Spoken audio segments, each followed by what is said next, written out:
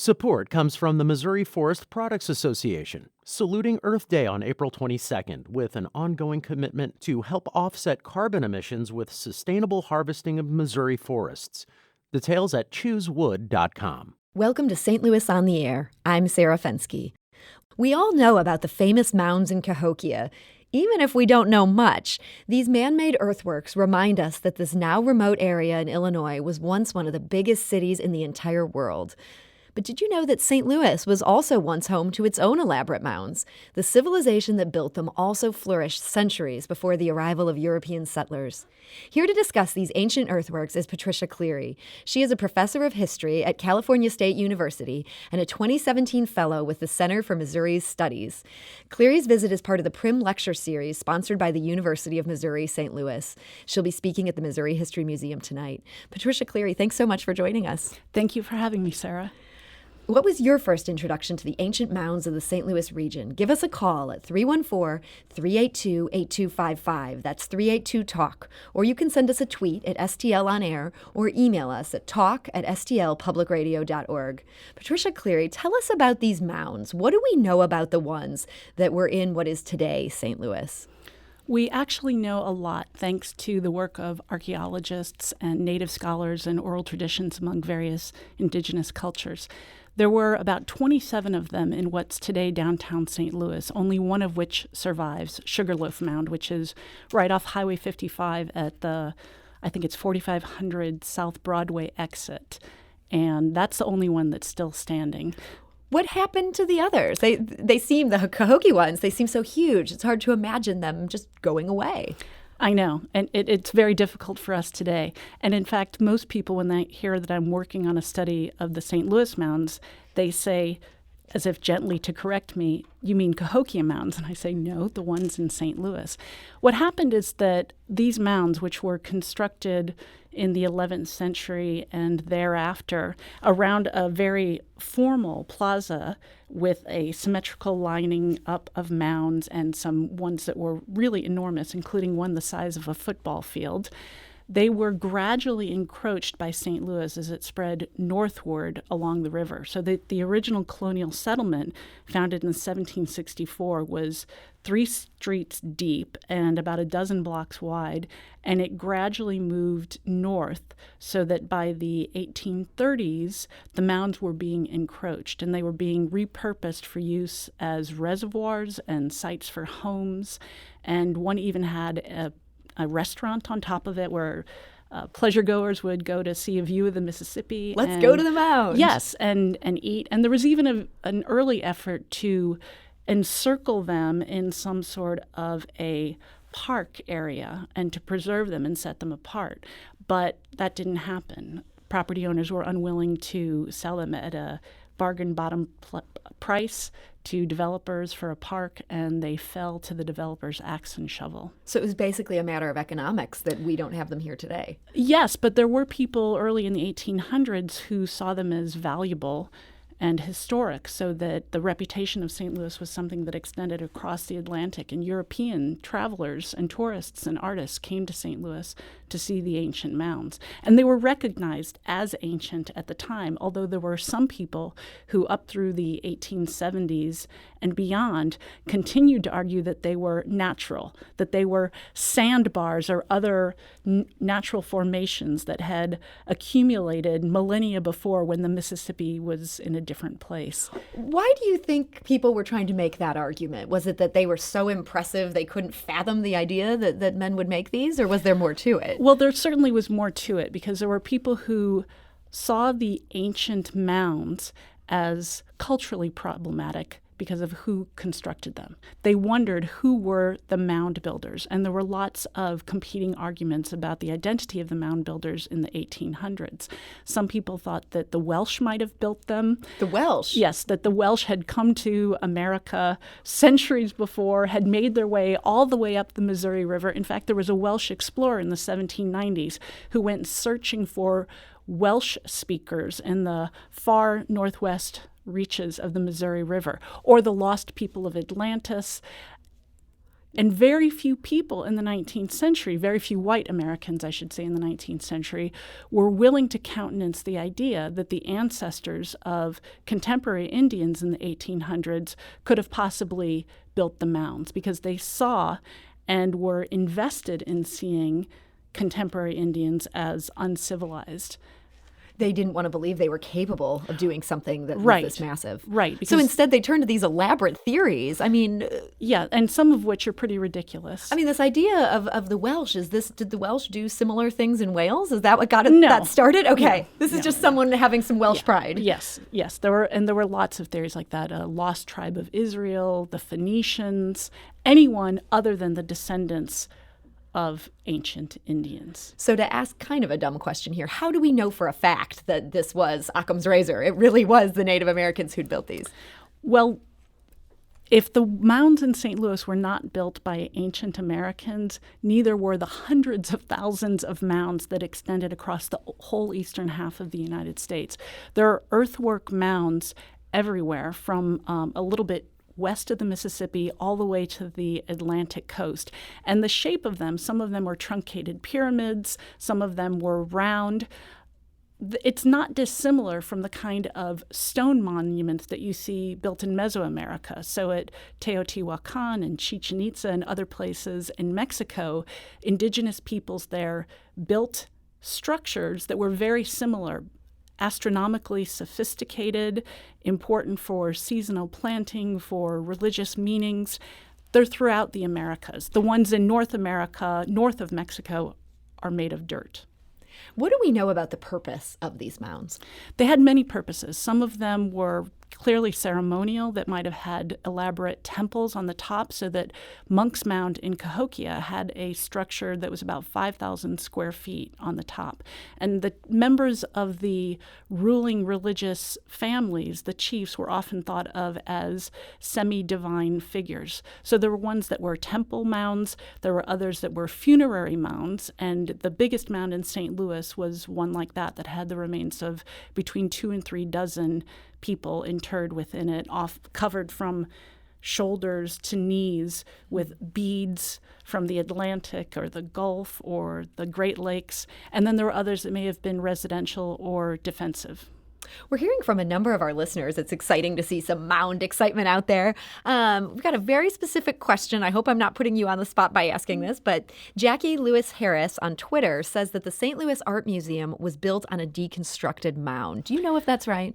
Right. So there were 16 mounds in Forest Park. Half of the group was near where I guess it's the south wing of the museum is, and the other half were at the base where the Grand Basin is. And those were there until just before the 1904 World's Fair. And they were documented and photographed, and the largest of them was over 50 feet in diameter. Wow. So our listener, actually, they have that right. Stuart on Twitter also asks, does anyone have a reliable mound map? I've been searching for one for forever. Patricia Cleary, are there resources out there that would show where each of these mounds were? Well, the map that was done in St. Louis in 1819 as part of a scientific expedition is probably the best one for the St. Louis group. And there are a number of archaeologists who've been working on the mounds in Cahokia and East St. Louis, which also had about 50 mounds, and the St. Louis group. There are some documents in the Missouri Historical Society that include a lot of information about mounds, but they're not very geographically precise. And there are still mounds that are in existence in St. Louis County. There's one in Chesterfield, and there was one that was destroyed not too long ago, I think, in Fenton for a Walmart. And they destroyed one for a Walmart? And where the Stan Musial Bridge footings are on the Illinois side, there was a burial mound discovered there that's been largely preserved. So I have to admit, I'm kind of shocked. Maybe I'm ignorant, but it's shocking that this destruction is happening recently enough that a Walmart might be involved in this. On one hand, we're all in awe of these Egyptian pyramids and things like that. On the other hand, we've got this example much closer to home that it seems like even in recent years, people were willing to just mow over. Why do you think the reason for that is? I think people have a hard time seeing the connections between the treatment of history and the treatment of people in the present. And they also think about improvement and progress as being more important than preservation of the past. And that's been the case not just in St. Louis, but across the country and much of the world, where ancient monuments of different cultures fall to development very quickly. And there's legislation that's supposed to stop that from happening. NAGPRA legislation for the Native American Graves Protection and Repatriation Act, passed in 1990, is supposed to stop construction and involve archaeologists and indigenous scholars and representatives when human remains or cultural artifacts are discovered. So there's at least some laws on that. You mentioned earlier the Sugarloaf Mound, which is the sole remaining one in city limits, and people pass by it every day on I-55. What is the state of that site today? I drove by it this morning just to check to see how it looked. And the Osage Nation, which is headquartered in Oklahoma, purchased the top house on that mound in 2009. And in 2017, with a company that was equipped to do so, they removed that house. Their long-term plan is to establish an interpretive center there. There are still 2 other houses on lower levels of the mound. The top of Sugarloaf is now surrounded by a chain link fence, and it's overgrown with trees and shrubs. There's nothing to indicate, if you didn't know it was there, it's at about, I think, 4400 Ohio is the location, that it is a mound. If you look at it, you would think, well, that doesn't look like a hill. Yeah, it looks a little bit off or different No, it somehow. looks quite different. Okay.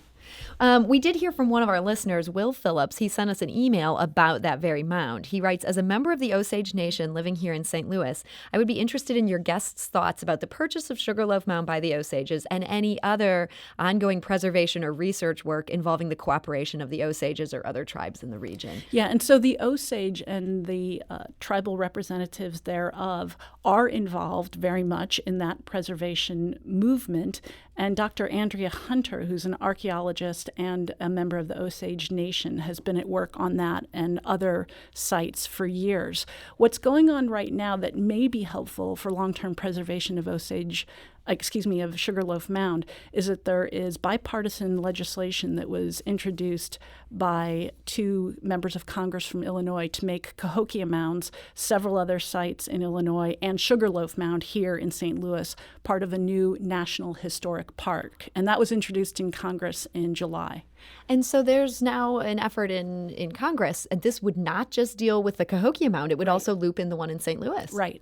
And what would that mean? Would it have extra special protections at that point it becomes a national monument? I don't know exactly what protections kick in if an area has a National Historic Park designation. It would certainly be helpful in terms of recognition. One would hope in terms of fundraising. As I said, there are still 2 houses on lower levels of the mound that would be nice to have removed so that the whole area could be preserved intact. It's a sacred site. And you'd think if they're being able to get some sort of national park designation, they could get those houses out of there. Yes. We're talking with Patricia Cleary. She's a professor of history at California State University, a 2017 fellow with the Center for Missouri Studies. Patricia, you're currently working on a book that's going to be titled Mound City, the place of the Indian past and present in St. Louis. That's also the title of your talk tonight at the Missouri History Museum. How would you describe the overall focus of that project? The focus of the project is to explore and examine both the history of the mounds during the period of their construction, for which I am entirely relying on the work of archaeologists and anthropologists, their abandonment by 1400, and then their afterlife, what happened during the period that European colonists and then Americans were settled in this area, how and why and when they destroyed them, and then how and why and when they were commemorated, so that the Mound City nickname, in fact, became much more popular, as you can tell from newspaper records and other business records, after 1869, when the last of the big mounds was destroyed. And then how has that continued into the 20th century with different kinds of commemorations and forgetting? Why do you think that Cahokia was able to be preserved in such a good state and the St. Louis mounds fell to what they fell to?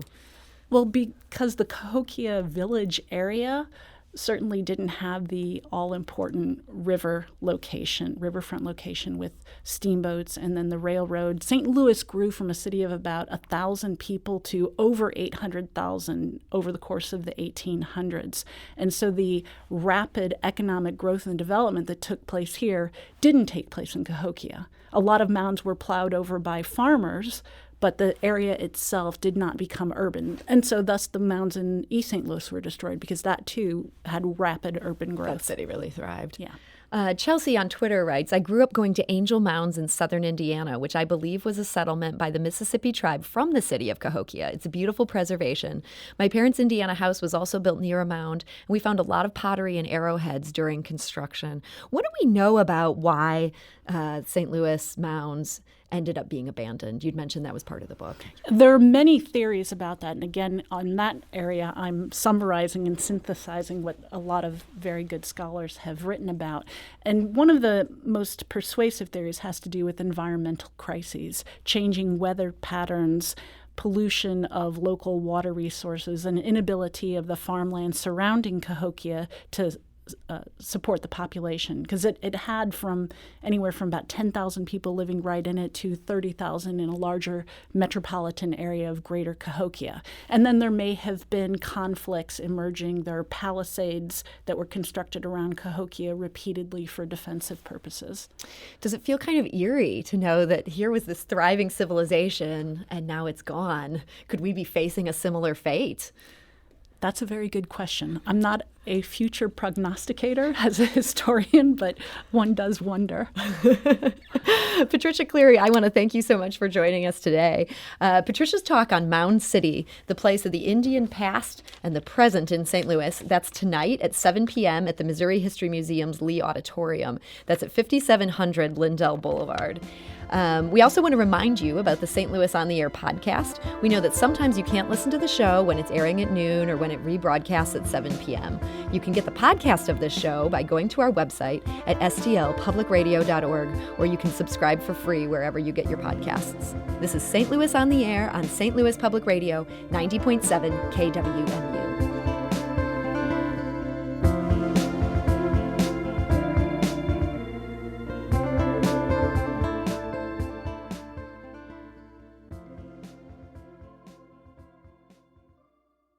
Support comes from the Missouri Forest Products Association, saluting Earth Day on April 22nd with an ongoing commitment to help offset carbon emissions with sustainable harvesting of Missouri forests. Details at choosewood.com.